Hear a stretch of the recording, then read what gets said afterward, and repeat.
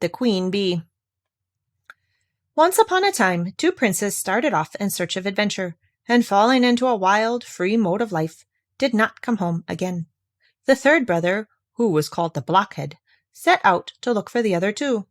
But when at last he found them, they mocked him for thinking of making his way in the world with his simplicity, while they, who were so much cleverer, could not get on. They all three went on together till they came to an ant heap. The two elder princes wanted to disturb it, to see how the little ants crept away, carrying their eggs.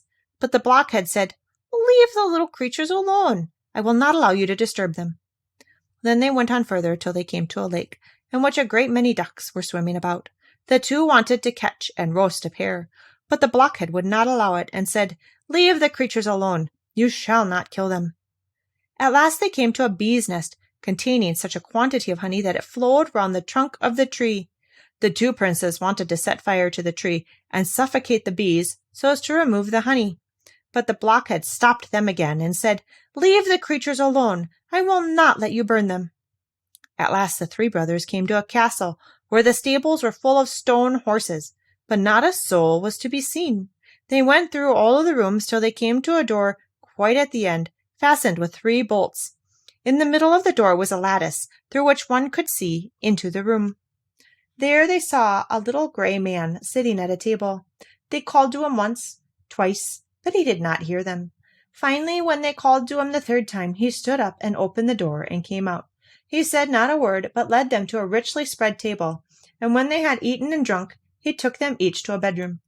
The next morning the little gray man came to the eldest prince, beckoned and led him to a stone tablet, whereupon were inscribed 3 tasks by means of which the castle should be freed from enchantment.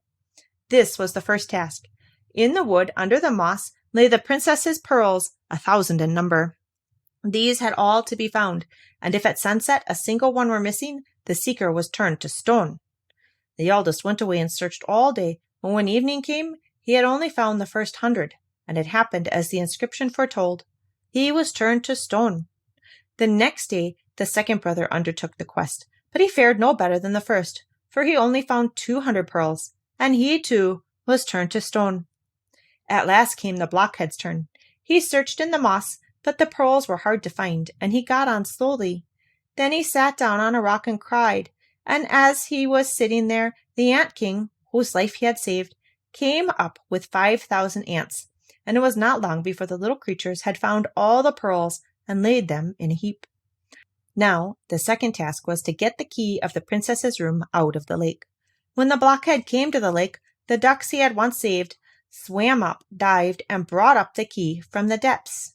But the third task was the hardest. The prince had to find out which was the youngest and most charming of the princesses while they were asleep. Well, they were exactly alike and could not be distinguished in any way, except that before going to sleep, each had eaten a different kind of sweet. The eldest a piece of sugar, the second a little syrup, and the third a spoonful of honey. Then the queen of the bees, whom the Blockhead had saved from burning, came and tried the lips of all 3. Finally she settled on the mouth of the one who had eaten the honey, and so the prince recognized the right one.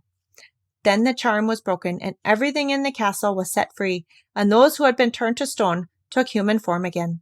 And the Blockhead married the youngest and sweetest princess, and became king after her father's death, while his 2 brothers married the other sisters.